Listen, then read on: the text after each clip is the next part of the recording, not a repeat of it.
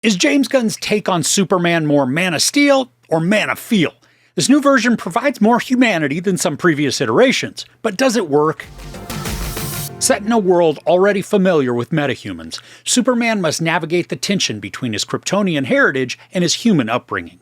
When Superman gets drawn into conflicts at home and abroad, he must confront betrayal, political fallout, and his own ideals.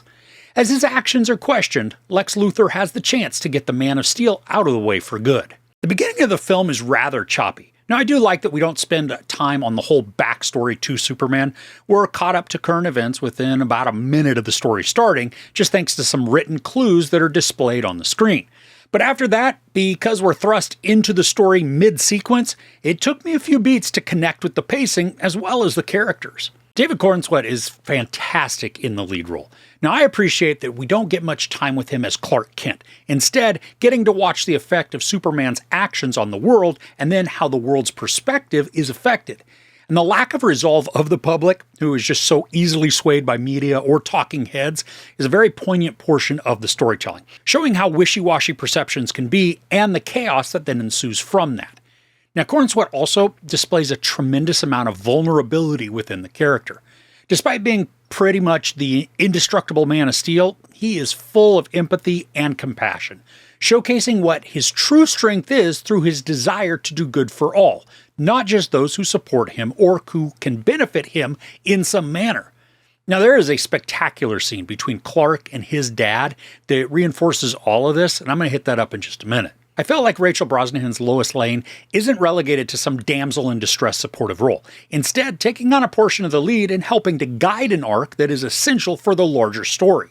Now, Brosnahan is tough and tenacious, playing the seasoned reporter much like Margot Kidder did, but also having a modernness and a softness to her that makes her endearing and fun to watch. There's also a scene at the end that had Brosnahan looking exactly like Margot Kidder. Now, I'm not sure if it was intentional or not, but the resemblance was uncanny. Now, the social commentary in this, it's not vague or hidden. Sometimes it's a bit too much on the nose, but also, as is evident in today's climate, the quiet parts need to be shouted at the top of our lungs for those in the back that are really slow on the uptake. Now, some of the flight scenes are great. They're immersive. Other times, though, they felt gimmicky as the camera spun around Superman to catch him from different angles without cutting. It's not so much a question of whether they could, but rather if they should use this technique. Not too much. And Nicholas Hoult steals the show. He is spectacular as Luthor. His temperamental demeanor and hyper-focus on destroying Superman, it was enveloping and engaging. I mean, he was rabid for power, and it was more than evident. When he's giving orders in his pseudo-video game fight, there is so much energy coming from him. He came across as a madman, but one who rode that line between fully unhinged and then just broken brilliance. And when the veins are popping out on Holt's head and neck, you can feel the commitment that he has to the performance. For as much as he is an excellent villain, he doesn't lose some of the charisma that makes him somebody that I want to keep watching. The family moments, especially between Corenswet and Pruitt Taylor Vince, they are so pure and encouraging. I love the softness that's displayed, destroying the macho, toxic male personality, showing how love and care are some of the most manly traits a guy can have, especially when caring for a child. We usually see so much male bravado, even here with Lex Luthor, that the contrast to show compassion being a strength, it was a powerful story element. Now, there are a couple of excellent one-shots in this. One with Rachel Brosnahan and Eddie Gathegi on the beach. It is absolutely spectacular. The fluidity of the sequence adds excitement and tension, especially as the action is timed to the beats of the soundtrack. And then, true to Gunn form, the soundtrack is filled with energetic and funky tunes. And then to complement the story even further, I love that the John Williams Superman theme is woven throughout the film, just subtly playing homage to the iconic Christopher Reeve version. Another hugely tense and stressful scene features Superman fighting off a horde of attackers one-handed while having to keep some precious cargo unharmed. Now, the sheer amount of visuals that are being hurled at us, it can be overwhelming, but the urgency and the energy surpasses any sensory overload. Now, there are some visual gags within the movie that are both humorous and disruptive, attempting to add more visual interest and Gunn's love of bright neon-ish colors.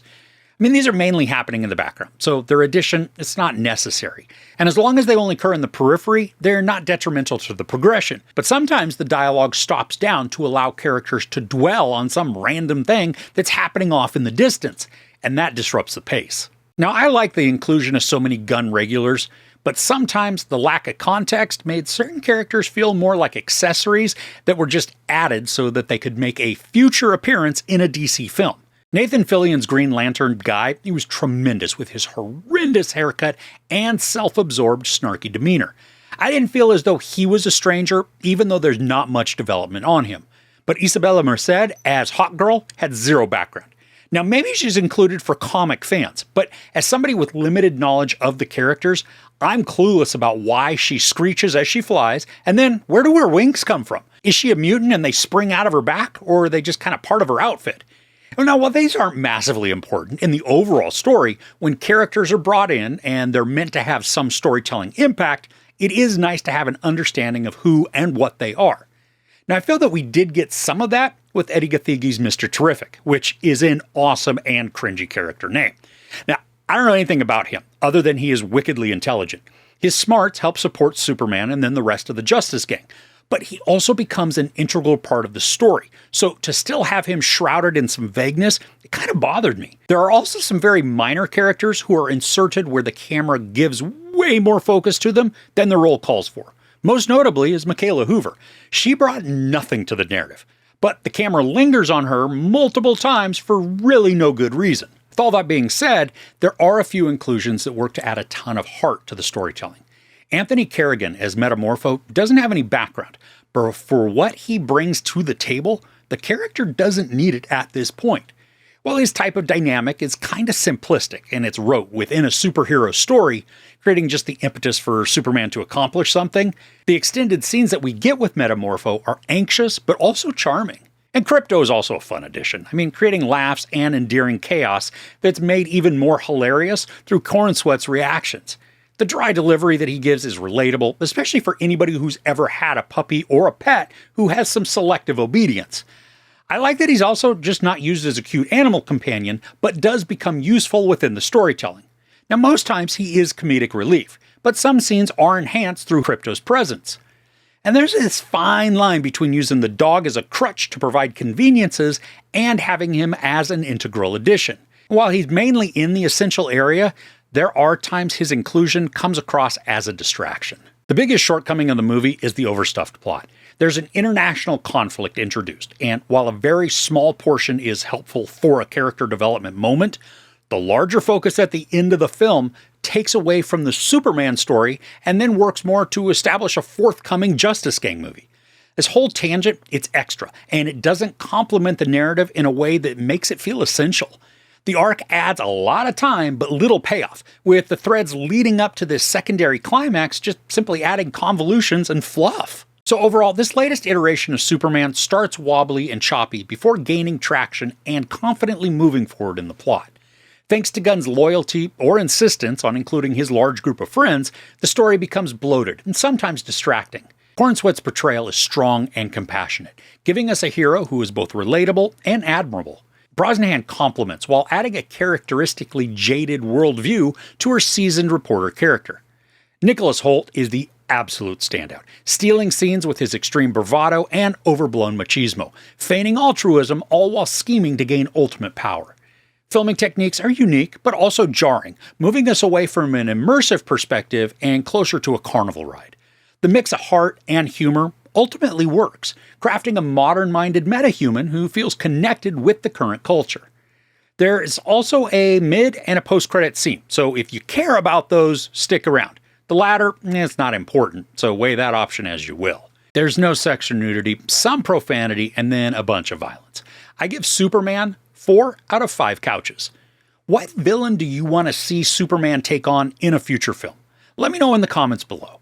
If you enjoyed this review, please give it a like. Also, don't forget to share and subscribe. I'm Chris. This is Movies and Munchies. Thanks for couching with me.